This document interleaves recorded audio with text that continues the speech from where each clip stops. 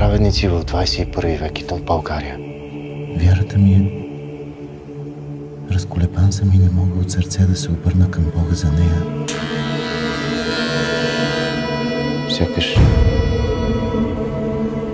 Бог не чува молитвата. Разказваха в семинарията една легенда за един учелник, който се подвизава в Странджа почти от дете. Какъв ми е той, че да му казвам мила дума? Син ти, Иван. Син.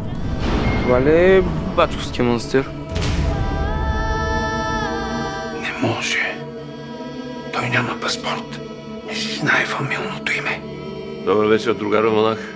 Ето, 3000 сърце. Има ли надежда? Господ е последната надежда. Не, доктора, не е последната. Това е единствената.